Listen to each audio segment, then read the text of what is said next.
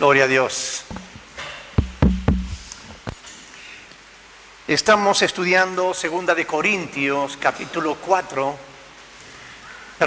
7, y estábamos en el versículo 3. Volvemos a leer el versículo 3, donde Pablo dice, bueno, tenemos que leer el 2, porque si no el 3 no tendría sentido. Vamos a leer el 2 y el 3. Dice ahí el apóstol Pablo en 2 de Corintios, capítulo 7, versículos 2 y 3, admitidnos, a nadie hemos agraviado, a nadie hemos corrompido, a nadie hemos engañado. No lo digo para condenaros, pues ya he dicho antes que estáis en nuestro corazón para morir y para vivir juntamente. Estábamos meditando justamente en esta última frase, ¿verdad?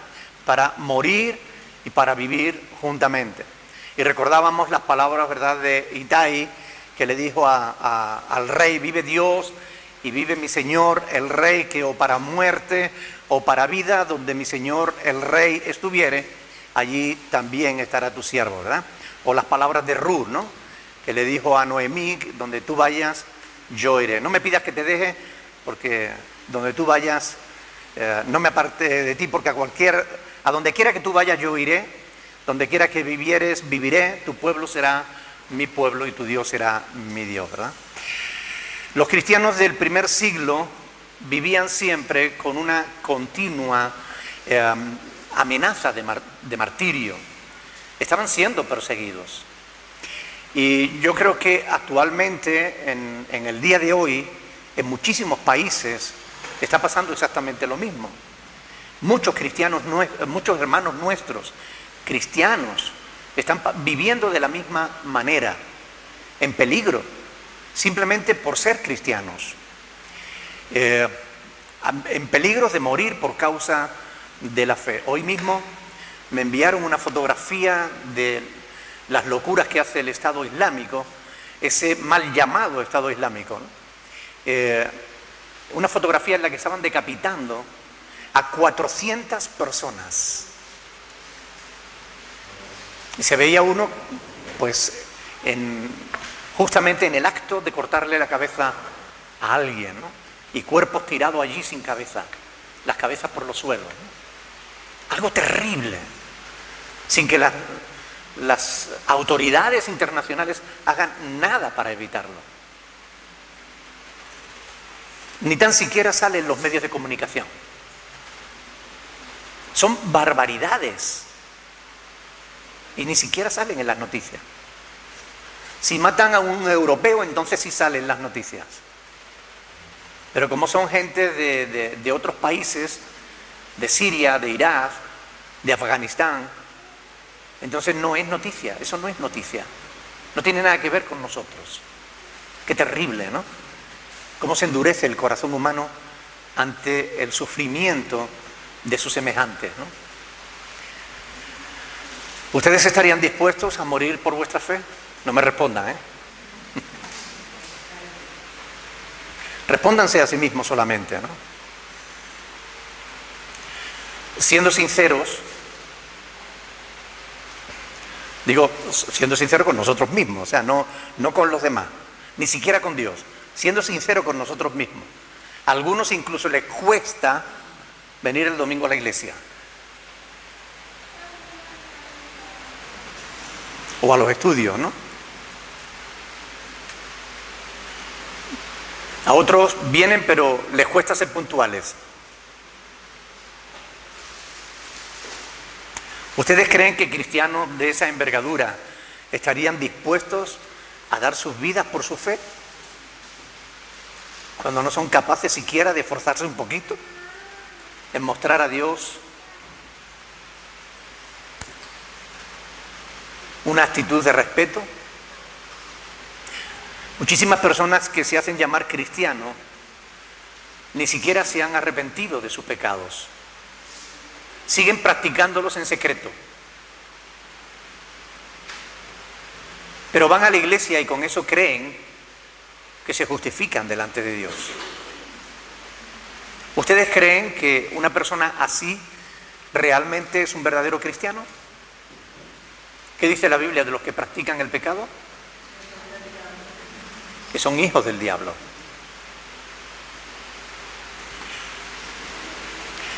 Aún entre aquellos que son verdaderos cristianos, es difícil encontrar a personas comprometidas con su fe, hasta el extremo de esforzarse por conocer más de Dios. Hay muchos cristianos sinceros, cristianos verdaderos, pero que sienten pereza por las cosas de Dios. Les cuesta orar, les cuesta estudiar la palabra, les cuesta esforzarse. A poco que se le pida un poquito, ya está quejándose. ¿Se imaginan si Dios le pidiera que le sirvieran?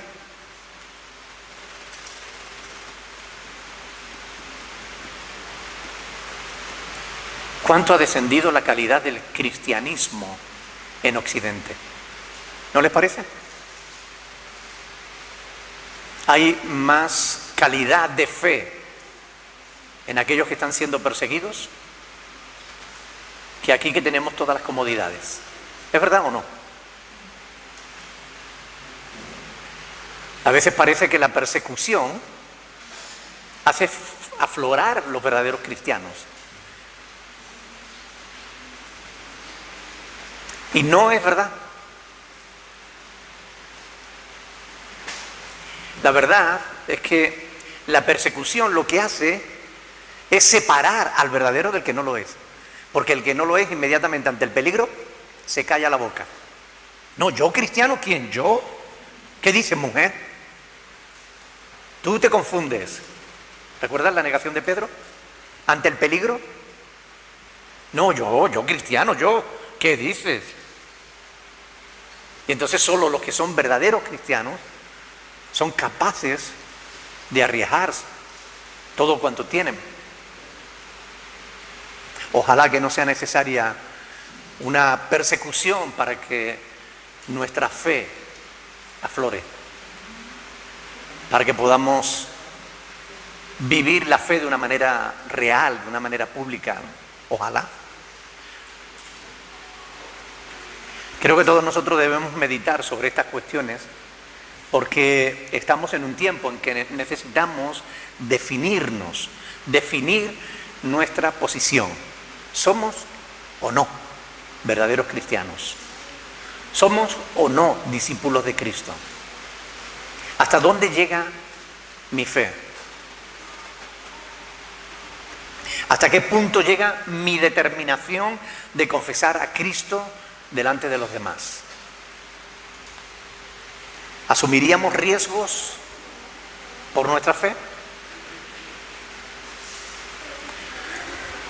Si alguno osa decir que sí, habría que preguntarle que por qué entonces les cuesta tanto las cosas pequeñas, ¿no? Si no somos fieles en lo poco, ¿nos pondrá Dios en lo mucho? Pablo se estaba identificando con los corintios para morir o para vivir juntamente. Quiera Dios que también nosotros nos identifiquemos con el apóstol, ya sea para morir o para vivir. Ojalá nunca tengamos que ser probados hasta ese extremo. Quiera Dios que nunca tengamos que ser probados como lo están siendo nuestros hermanos en Corea del Norte, en Siria, en Irak, en todos estos países donde si no te conviertes al Islam, te cortan la cabeza. Quiera Dios que no seamos probados hasta ese extremo. Pero quiera Dios también que nos definamos, porque la venida del Señor está cerca y se hace necesario que cada uno de nosotros estemos dispuestos a confesar a Cristo en medio de los hombres, si es que queremos que Cristo nos confiese delante del Padre. Amén. Versículo 4. Mucha franqueza tengo con vosotros, mucho me glorío con respecto de vosotros, lleno estoy de consolación, sobreabundo de gozo en todas nuestras tribulaciones. Mucha franqueza tengo con vosotros, dice Pablo. ¿Qué les está queriendo decir con esta expresión? Ayúdenme, vamos a estudiar juntos la palabra. ¿Qué significa eso de que mucha franqueza tengo con vosotros? Que es sincero con ellos, efectivamente, que les está hablando con sinceridad. Y lo que les va a decir a continuación es verdad. ¿Creen que la sinceridad es importante en una relación? ¿Por qué? Porque es importante la sinceridad. Porque la sinceridad crea confianza. Y cuando no hay sinceridad, ¿qué es lo que ocurre? La confianza se pierde, ¿verdad? Y la confianza es fundamental para que una relación perdure. Por tanto, es muy importante esto. Ahora, ¿eso es importante en la relación solo entre hermanos? ¿O es también importante en la relación, por ejemplo, de pareja? ¿Sí? ¿Ustedes creen que es importante la sinceridad y la confianza en una relación matrimonial? Totalmente, ¿verdad? En toda relación. En nuestra relación con Dios tenemos que ser sinceros. Porque si nos acercamos a Dios con caretas, ¿ustedes creen que podemos engañarle? ¿Verdad que no? Dios mira lo que hay en nuestro corazón y Él sabe lo que pensamos, lo que sentimos. Él conoce la verdad. Y aun cuando podamos engañar a los demás, ¿quién podrá engañar a Dios? Nadie. Por eso la sinceridad es muy importante en la vida cristiana. La sinceridad es importante en la familia. La sinceridad es importante en la iglesia. La sinceridad es importante porque nos ayuda a crear confianza y la confianza crea lazos. La confianza une a las personas. La desconfianza los separa. ¿Están de acuerdo o no? La pregunta es, ¿son ustedes sinceros? ¿Suelen serlo en sus relaciones? ¿Con Dios? ¿Con su pareja? ¿Con los hermanos?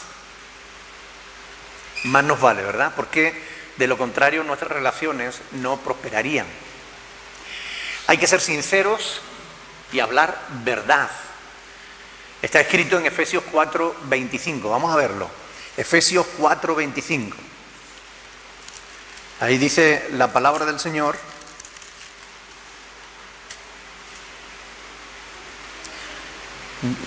Vamos a leerlo desde el 24. ¿Ok? Efesios 4, del 24 al 25. Dice, y vestíos del nuevo hombre, creado según Dios en la justicia y santidad de la verdad.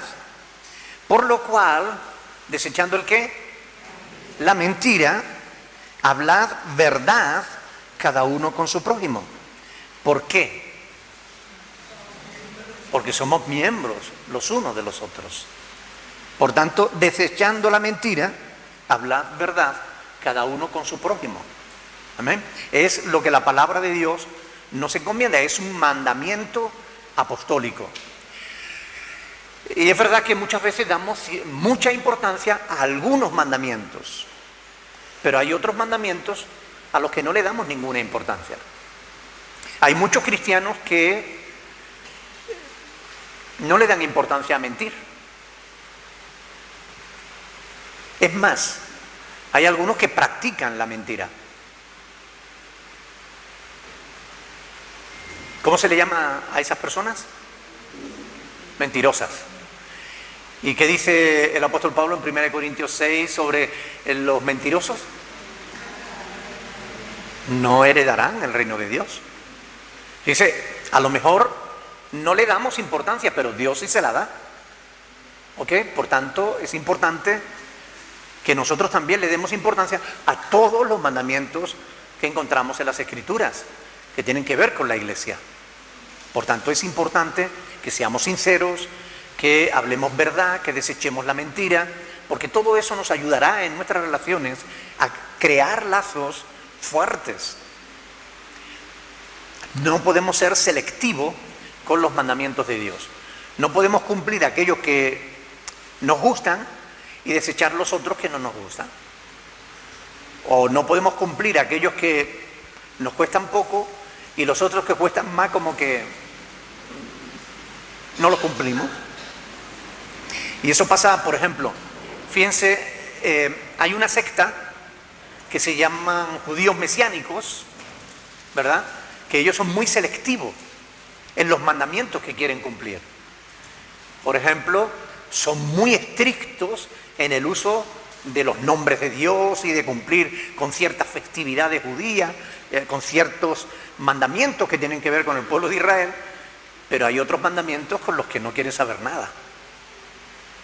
Y la ley, dice la Escritura, que es un bloque. Si tú quieres justificarte por la ley, tienes que cumplirla toda. Y si fallas en un solo mandamiento, te haces culpable de todos. Ahora, si quieres vivir bajo la gracia, es diferente. Porque bajo la gracia no es que podamos pecar y que viva la pepa y hacemos lo que nos dé la gana y después Dios nos perdona. No. Eso es un extremo y el otro es otro. Todos los extremos son falsos, son erróneos. No, vivir bajo la gracia no significa que no tengamos que cumplir los mandamientos de Dios. Claro que tenemos que cumplir los mandamientos de Dios. Los mandamientos que Dios le da a la iglesia. No tenemos por qué cumplir los mandamientos que Dios le dio al pueblo judío, por ejemplo. Porque los mandamientos que le dio a Israel eran para Israel. Aquellos que le dio a Israel y que los confirmó después para la iglesia, debemos cumplirlos. Porque los confirmó también para la iglesia. Pero hay mandamientos que se le dio al pueblo de Israel que no tienen nada que ver con la iglesia. Y eso tenemos que tenerlo en cuenta para no confundirnos. Porque hay personas que quieren, por ejemplo, ¿no? Ustedes, un tema que ustedes conocen muy bien, pues hay quien quiere que la iglesia cumpla con el diezmo, por poner un ejemplo. Pero eso es un mandamiento que Dios le dio a Israel. Ustedes no van a encontrar ni un solo texto en la Biblia que relacione los diezmos con la iglesia, ni uno solo. En toda la Biblia, los diezmos siempre están relacionados con el pueblo de Israel. Ahora, hay quien quiere cumplir el mandamiento o que cumplas los mandamientos del diezmo, pero no tienen nada que ver, no quieren saber nada de aquellos otros mandamientos, de que si tu hijo es rebelde, lo lleves a la plaza del pueblo y lo apedrees hasta morir. Porque eso también está en la ley. Entonces, la ley es un bloque. Alegan que las leyes ceremoniales y civiles están abolidas, pero las leyes morales del Antiguo Testamento, y entonces robar a Dios con los diezmos están leyes morales. Perfecto. El hermano José Luis dice que alegan que las leyes ceremoniales estaban abolidas, pero otras leyes no estaban abolidas, como por ejemplo el tema de los diezmos. Claro, la cuestión es, ¿dónde está eso en la Biblia? ¿Dónde dice la Biblia que la ley está separada por ley ceremonial, ley del culto, ley moral, ley... ¿Dónde está eso en la Biblia? Eso no está en la Biblia. Ahora vamos a ir, por ejemplo, a Santiago capítulo 2.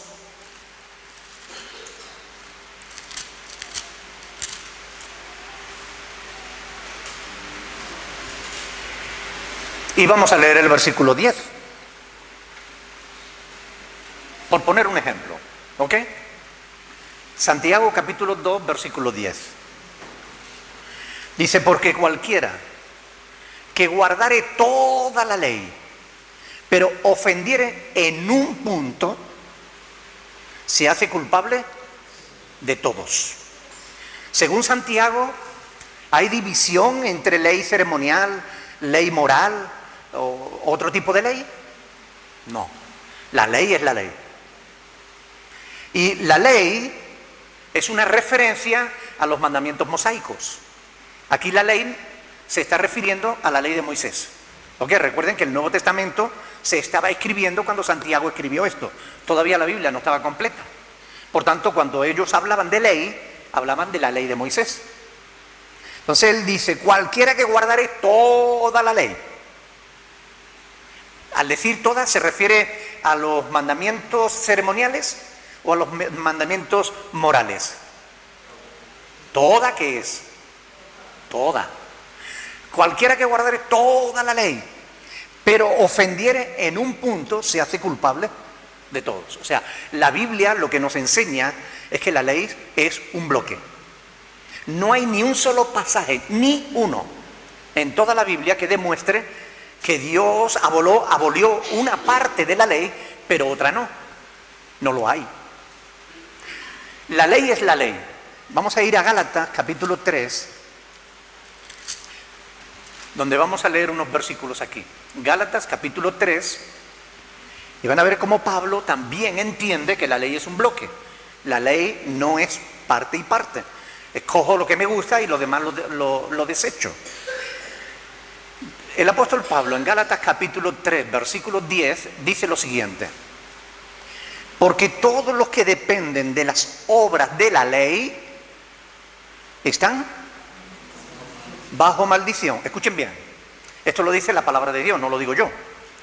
Ustedes lo están leyendo en sus Biblias, ¿verdad? Porque todos los que dependen de las obras de la ley están bajo maldición. Pues escrito está: maldito todo aquel que no permaneciere en los mandamientos morales de la ley de Moisés. ¿Dice eso? A ver, vamos a leerlo bien, porque yo a lo mejor que tengo una Biblia diferente a la vuestra. Dice: maldito todo aquel que no permaneciere, ¿en qué? En todas las cosas escritas en el libro de la ley para hacerlas. En todas. La palabra de Dios no hace diferencia entre ley ceremonial, ley moral. No, oiga, eso no está en la Biblia. Eso es una doctrina adventista, de la secta de los adventistas. Pero eso es falso. Eso no tiene sustento bíblico. Eso lo hacen ellos porque les interesan poner algunos mandamientos de la ley y desechar otros. Pero a la luz de las Escrituras, eso es una postura falsa. Es una herejía que no debemos creer. La ley es un bloque. Porque versículo 11, porque por la ley ninguno se justifica, que por la ley ninguno se justifica para con Dios, es evidente. Porque el justo por la fe vivirá. Y la ley no es de fe, sino que dice: el que hiciere estas cosas vivirá. Ahora, escuchen bien, Cristo nos redimió de la maldición de la ley. ¿Ok? Cristo nos redimió de la maldición de la ley. Nosotros no tenemos que cumplir la ley mosaica, ninguno de los mandamientos de la ley de Moisés. Ahora, si en el Nuevo Testamento encontramos que alguno de los mandamientos que le fue dado a Moisés se le aplica a la iglesia, eso sí los tenemos que cumplir. Cuando vamos al Evangelio de Mateo, por ejemplo, cuando Jesús en el Sermón del Monte dice: oísteis que fue dicho, no matarás, pero yo os digo que cualquiera que se enoje con su hermano será culpable del juicio. Es decir, está confirmando aquellos mandamientos que le fueron dados a Moisés, también son mandamientos para la iglesia. Eso sí los tenemos que cumplir. Los mandamientos que no están ratificados en el Nuevo Testamento no tenemos por qué cumplirlos, porque fueron dados para Israel. La iglesia, la doctrina de la iglesia está en el Nuevo Testamento, no está en el Antiguo Testamento. El Antiguo Testamento pertenece al Antiguo Pacto. El Nuevo Pacto está en el Nuevo Testamento y nosotros no estamos bajo la ley, sino bajo la gracia. No estamos bajo el Viejo Pacto, sino en el Nuevo Pacto. Un pacto basado no en el cumplimiento de la ley, sino en la sangre de Jesucristo que fue derramada para el perdón de nuestros pecados. ¿Entienden la diferencia? La ley decía: si quieres salvarte, tienes que cumplir toda la ley. No decía tienes que cumplir algunos artículos de la ley. No, toda la ley. Y si fallas en uno, te hace culpable de todos. Por consiguiente, hay que tener en cuenta que no nos podemos justificar, no podemos ser. Los judíos mesiánicos hacen eso. Ellos cogen algunas leyes, incluso ceremoniales, y tratan de inculcársela a la iglesia. Tratan de convertir al cristiano en judío, en vez de convertir al judío en cristiano. Invierten el orden. En vez de ir para el cielo, van para el infierno. O sea, están equivocados. Y es importante conocer las Escrituras para poder entender estas cosas. ¿Qué se necesita para que en una relación, porque estábamos hablando de las relaciones, ¿verdad?, de la franqueza, de la sinceridad, de la confianza? ¿Qué se necesita para que en una relación haya franqueza, haya sinceridad? ¿Qué se necesita?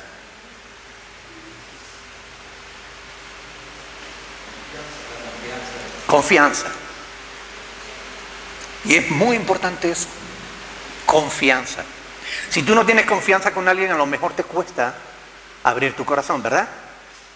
Ahora, cuando tú tienes confianza con alguien, tú te muestras como eres. ¿Qué ocurre cuando en una relación, ya sea de pareja, de hermanos en la iglesia, sea como sea? ¿Qué ocurre cuando no hay confianza? No hay afinidad. No hay afinidad. No hay afinidad. ¿Prosperará esa relación? Se bloquea, se distancia, no avanza, no prospera. Esa relación se estanca. ¿Han visto alguna vez a una pareja estancada? ¿Verdad? Cuando no hay confianza, cuando la confianza se pierde, van caminando juntos y de pronto empiezan a caminar en sentidos contrarios. Lo que es la relación que antes les iba uniendo cada vez más, empiezan a separarse cada vez más. La confianza es fundamental en una relación. Como ya dijimos anteriormente, Pablo, cuando se encuentra con Tito y recibe las buenas noticias de que los corintios habían rectificado, ¿verdad?, cambiado su actitud para con el apóstol, Pablo, pues les podía hablar ahora con toda sinceridad, ¿no? Y él se congratulaba, se alegraba del cambio que ha producido en los corintios. Ahora, ¿qué le aportó eso al apóstol? Justamente, como dice ahí en el pasaje, y volviendo a 2 Corintios capítulo 7, versículo 4, mucho me glorío con respecto de vosotros. Dice, lleno estoy de consolación, mucho me glorío, consolación, gozo sobreabundante, aún en sus tribulaciones. Por eso les dice, mucho me glorío con respecto de vosotros. Les estaba diciendo, me siento orgulloso de vosotros. ¿Te han dicho alguna vez eso? Me siento orgulloso de ti. ¿Verdad que no abunda? A veces abundan más las quejas, ¿no? ¿Y por qué hace esto? ¿Y por qué eres así? ¿Y por qué no cambia lo otro? ¿Verdad? Ahora, séanme sinceros. ¿Cómo te sentirías si alguien te dijera, me siento orgulloso de ti? ¿Te sentaría bien o mal? Bien, ¿verdad? La pregunta, si tú sabes que eso sienta bien y te gustaría escucharlo, ¿sueles decirlo?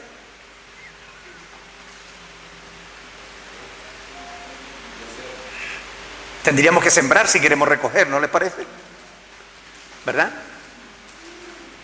¿No serían nuestras relaciones mejores si de vez en cuando reconocemos el bien de la otra persona? Si reconocemos lo bueno. Muchas veces no nos damos cuenta, pero somos prontos para quejarnos y nos cuesta muchísimo dar un halago, ¿no? Mostrar gratitud, ¿no? Reconocer el esfuerzo que los demás hacen, ¿no? Algo que es habitual en el día a día, ¿no? Cuando nosotros damos gracias al Señor por los alimentos, siempre decimos, y gracias por mamá que los prepara, ¿no? Porque de verdad que es una perfecta cocinera, ¿no? Y yo disfruto comiendo. Antes yo comía por necesidad, ahora como por vicio. Ella tiene la culpa. Me he acostumbrado a comer. Cocina muy bien. Y qué menos que decirle, gracias, cocinera. Porque a veces me quejo y no me doy cuenta.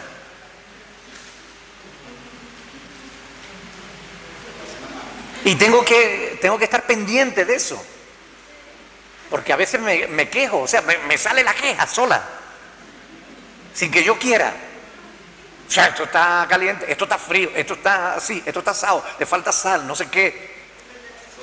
Está soso. Es fácil, no sale de forma habitual. El halago no sale de forma habitual. El reconocimiento no sale de forma habitual. Hoy me metí con el pastor Andrés. Y me dice, bueno, dígame algo bonito, ¿no? Y es verdad, pastor Andrés, perdóneme. Es más fácil quejarse que decir algo agradable.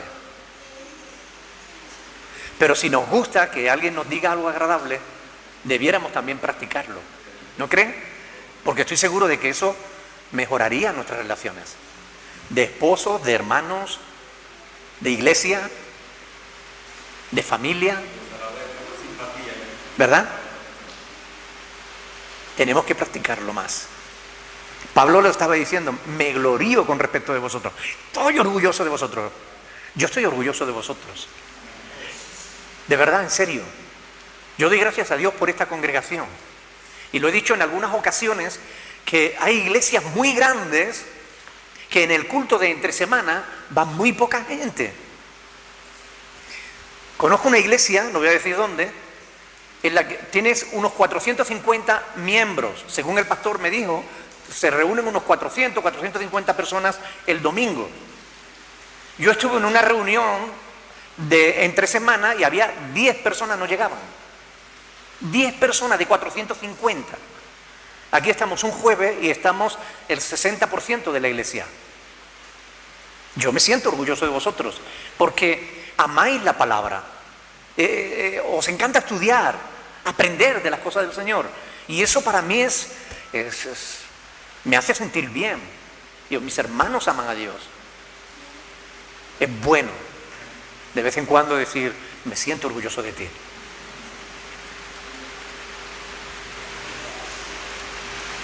¿O no te gustaría escucharlo? ¿Verdad? ¿No produciría en los demás el mismo efecto que en nosotros? Pablo dice aquí, estoy lleno de consolación. Versículo 4.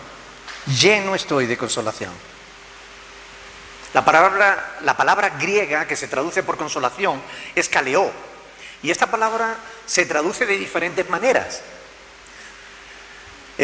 Dependiendo del contexto, hay que interpretarla adecuadamente, ¿no? Entonces significa alentaos, consolaos, animaos, exhortaos. O sea, todo eso son significados de esta misma palabra, ¿no? Pablo dice, estoy lleno estoy de consolación, lleno estoy de kaleo, lleno estoy de aliento, lleno estoy de consuelo, lleno estoy de ánimo, lleno estoy de exhortación, lleno estoy. Vamos a verla, esta misma palabra, en otros pasajes, va a ser interesante. Segunda de Corintios, capítulo 13, versículo 11.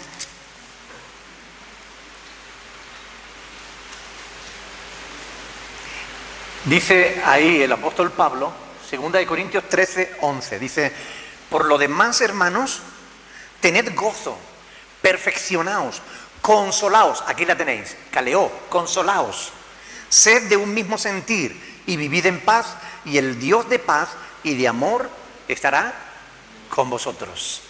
Este pasaje, ¿a qué nos llama? ¿A qué nos invita este pasaje?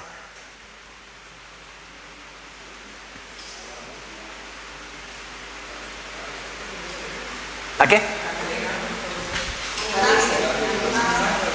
Animarse.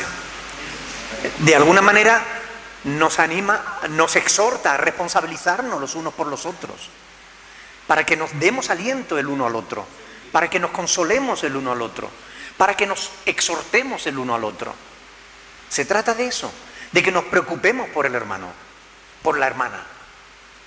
Nos tenemos que preocupar, nos tenemos que alentar, nos tenemos que perfeccionar los unos a los otros, ¿no? Alcanzar un mismo sentir. Esto es lo que nos dice aquí la palabra, ¿verdad? Me recuerda también el pasaje de Efesios 4, fíjense, versículos 11 y 12, donde habla de los ministerios, de la función, del objetivo de los ministerios. Y dice ahí, en el capítulo 4 de Efesios, versículos 11 y 12, dice, Él mismo constituyó a unos apóstoles, a otros profetas, a otros evangelistas, a otros pastores y maestros, a fin de perfeccionar a los santos para la obra del ministerio, para la edificación del cuerpo de Cristo. Para la edificación del cuerpo de Cristo. También en Primera de Tesalonicenses, capítulo 4. Primera de Tesalonicenses, capítulo 4, versículo 18.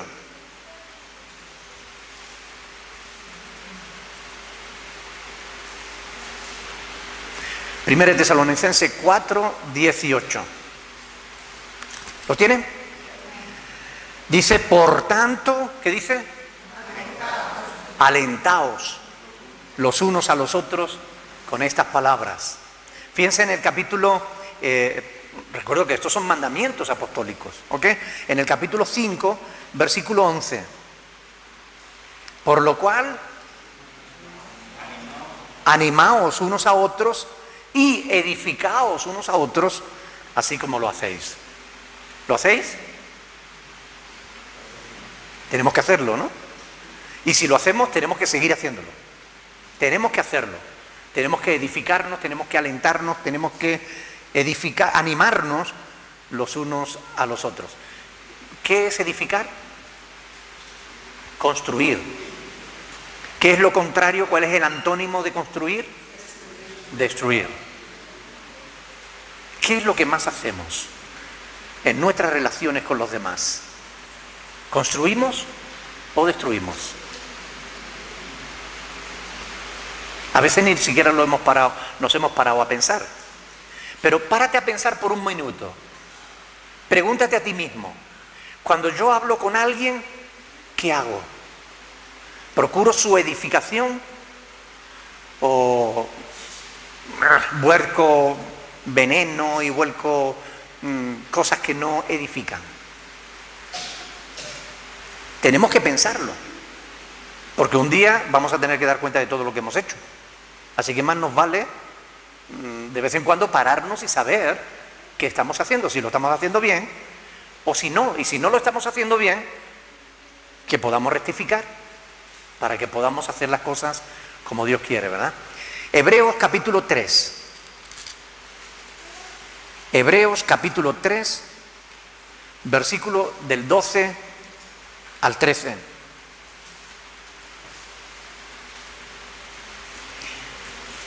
Mirad, hermanos, que no haya en ninguno de vosotros corazón malo de incredulidad para apartarse del Dios vivo. Aprovecho la oportunidad para decirle, ¿no?, a los calvinistas y reformados que dicen que la salvación no se puede perder, que deberían leer estos pasajes, ¿verdad?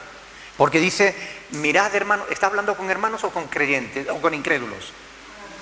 Con hermanos. Y le dice, mirad, hermanos, que no haya en ninguno de vosotros corazón malo de incredulidad para apartarse del Dios vivo.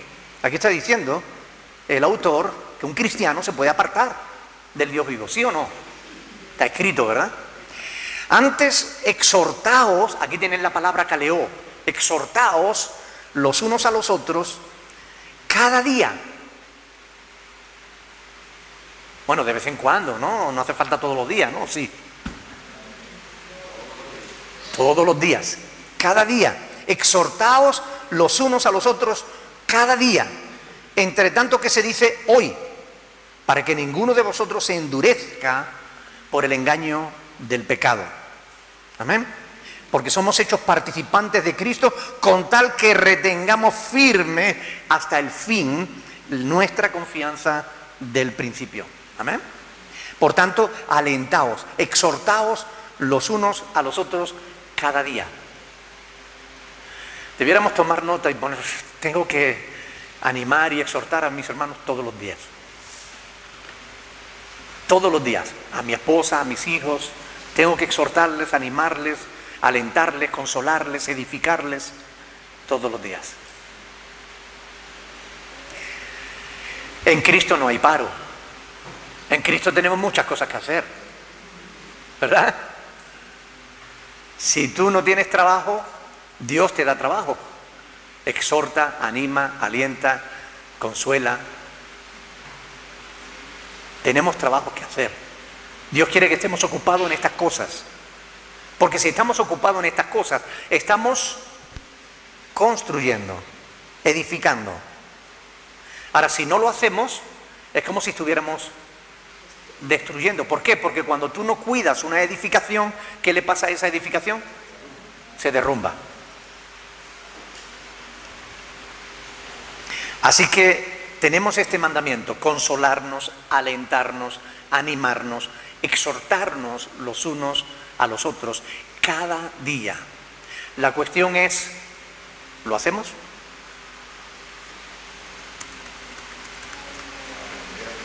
Debiéramos, ¿verdad? Hay otros términos que también nos exhortan justamente a lo mismo. Por ejemplo, oxu, que es un término griego que se traduce por estimular. En Hebreos capítulo 10, versículo 24, 10-24,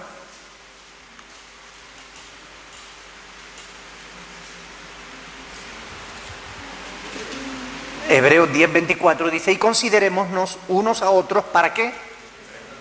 Para estimularnos al pecado.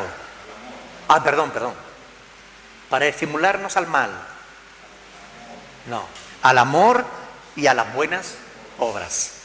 Oye, mira, voy a ir a la fiesta, no sé qué, de juerga, no, vamos a la discoteca, vamos. Eso es estimular a alguien, ¿verdad? Pero aquí se nos dice que debemos estimularlo para el amor y las buenas obras. No es estimularlo a cualquier cosa, es estimularlo al bien, a lo correcto. Así que cuando Pablo, como un padre con sus hijos, se siente orgulloso de los corintios y por eso les dice: mucho me glorío de vosotros. Les está consolando, les está alentando, les está animando, les está exhortando y estimulando. Al mismo tiempo les dice: lleno estoy de consolación. Esto no le recuerda a 2 de Corintios capítulo 1. Vamos un poquito a ver, 2 de Corintios capítulo 1, versículo del 3 al 7. 2 de Corintios capítulo 1, del 3 al 7. Ahí Pablo le decía a los corintios: bendito sea, 2 de Corintios 1, del 3 al 7. Bendito sea el Dios y Padre de nuestro Señor Jesucristo, Padre de misericordias y Dios de toda consolación, el cual nos consuela en todas nuestras tribulaciones, para que podamos también nosotros consolar a los que están en cualquier tribulación por medio de la consolación con que nosotros somos consolados por Dios.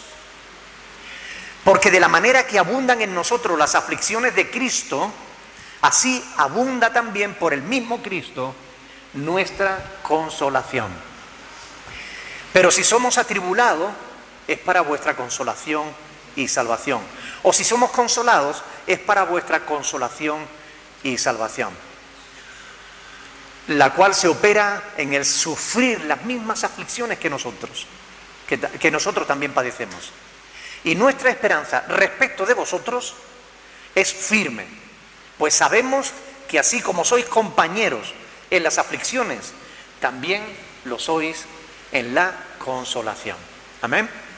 Fíjense, lo que Pablo les estaba diciendo aquí a los corintios es que nosotros somos consolados para consolar a otros, con la misma consolación con que fuimos consolados. ¿No es hermoso eso? Si Dios te ha amado, ama con el amor que Dios te da. Si Dios te ha consolado, consuela con el consuelo que Dios te da. Si Dios te ha fortalecido, fortalece a los demás con la fuerza que Dios te da. Lo que recibimos no es solo para nosotros, es para compartirlo. Hágase todo para la edificación de la iglesia. Ese es el objetivo fundamental que debe tener todo lo que hagamos en la iglesia: edificar. ¿Están de acuerdo o no? Si algo edifica, tenemos que ir adelante. Si algo no edifica, ¿qué tenemos que hacer? Dejarlo. Así de simple. Esto es lo que nos enseñan las Escrituras. Esto es lo que nos enseña la palabra de Dios. Tenemos un mandamiento de parte de Dios de edificarnos los unos a los otros, de consolarnos, de estimularnos, de exhortarnos al bien, al amor, a las buenas obras, a lo que es bueno, a lo que viene de parte de Dios. Porque muchas de las aflicciones por las que pasamos son en realidad la escuela de Dios en la que nos capacita para ayudar a otros. A veces cuando pasamos por un problema, por una tribulación, Dios simplemente nos está dando la experiencia que vamos a necesitar para ayudar a otros. Y a veces te vas a dar cuenta, hablando con alguien, ayudando a alguien, te vas a dar cuenta de que te es fácil identificarte con esa persona, porque tú lo sufriste también. Y le vas a poder mostrar la salida a su situación. Vas a ver una persona que necesita consuelo y tú vas a poder consolarlo porque tú te vas a identificar con su situación y le vas a poder decir cómo Dios te consoló a ti. Muchas de las cosas que nos ocurren son justamente con ese objetivo: prepararnos para ser instrumentos de bendición para otras personas. Así que cuando tengas un problema no diga ¿por qué? Di ¿para qué? ¿Verdad? Dios me está preparando en la escuela, a lo mejor en la escuela de los golpes duros, pero Dios me está preparando. Y nuestras aflicciones, sabiendo lo que dice Romanos 8:28, ¿quién lo sabe? Todas las cosas les ayudan a bien. A los que temen a Dios, todas las cosas les ayudan a bien. Y esto es muy importante. Sabiendo eso, sabemos que cualquier tribulación, cualquier problema, cualquier situación difícil va a ser al final para bien, nuestro y de otros. Amén. Bien, vamos a dejarlo aquí. Se nos ha ido el tiempo en esta tarde, como siempre, se nos pasa rápido y veloz. Pero, ¿tienen alguna pregunta?